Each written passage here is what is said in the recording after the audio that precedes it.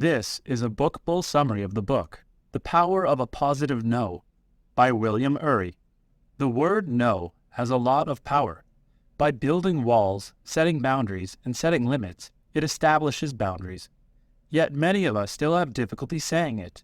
The reason for this is that no has consequences.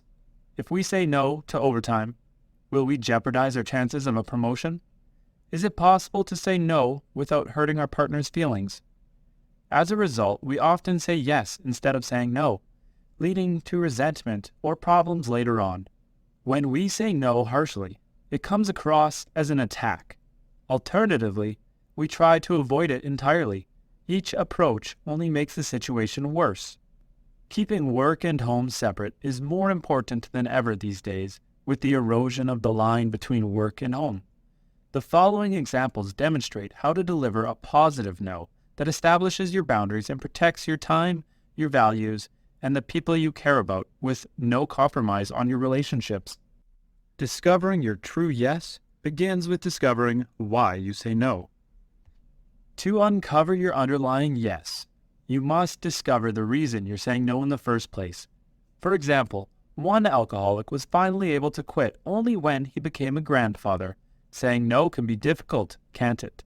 Of course, but it's especially hard when you're addicted to something like alcohol or drugs. Despite knowing you should say no, it can take years to find the strength to refuse the tantalizing drink.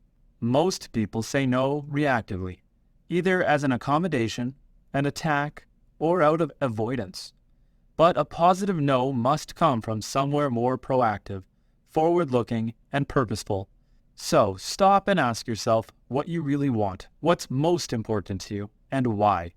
To empower your no, you need to be clear on your deeper yes and develop a plan B to support your intention. Rosa Parks had a plan B because she knew she had a powerful movement behind her.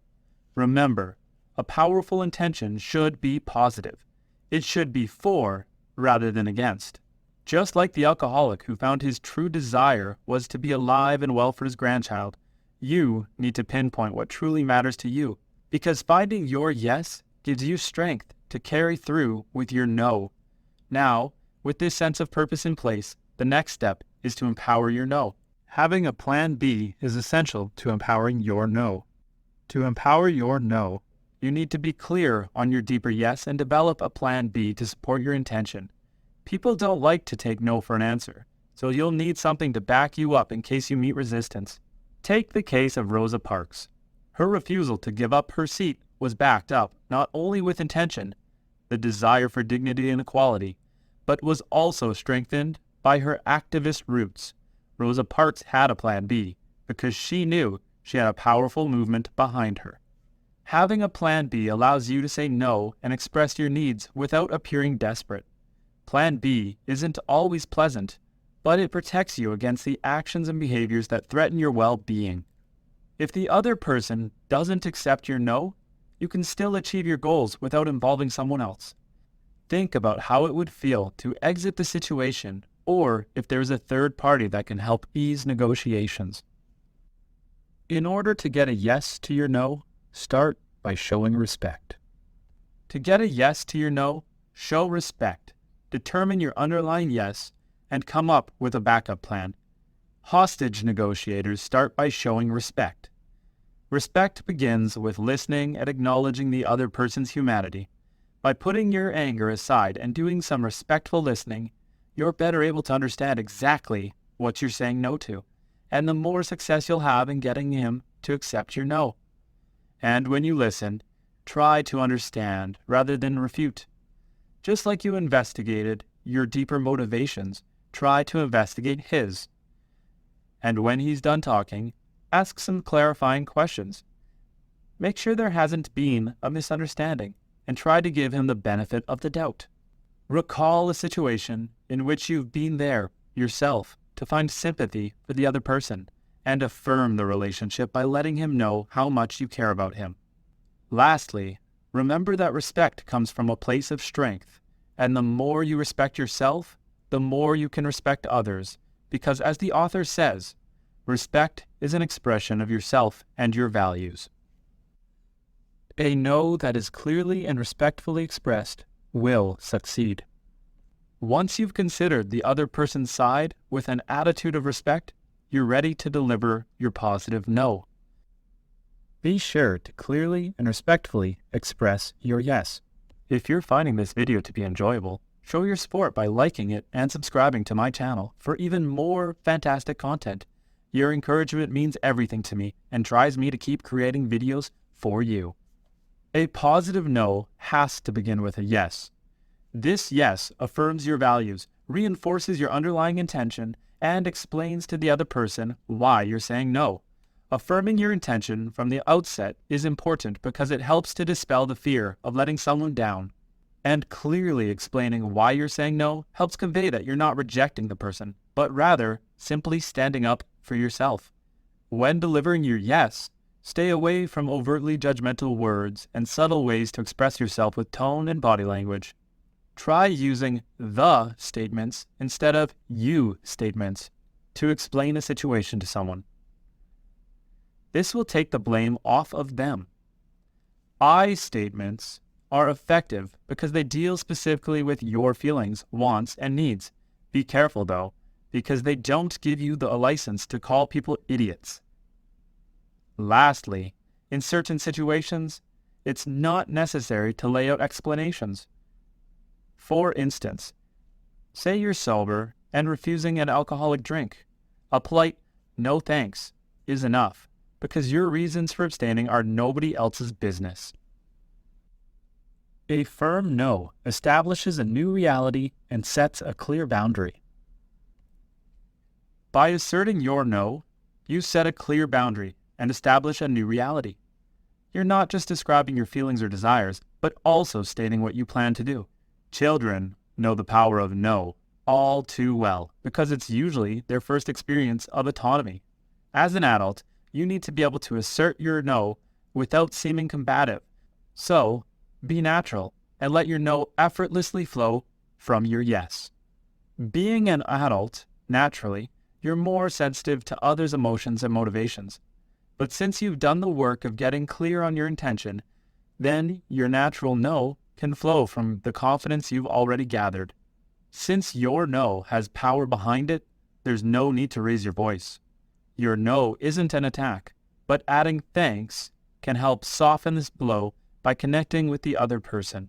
You can ground your no in a personal policy, such as, I never lend money to my friends, and shout no instead of help. A positive no is a shield of protection. Follow through with your no by offering a positive proposal. Proposing a practical solution that meets everyone's needs helps the other person accept your no. While your positive no should be firm, it shouldn't be the end of the story. You're not only trying to communicate your needs, you're also trying to persuade the other person to agree.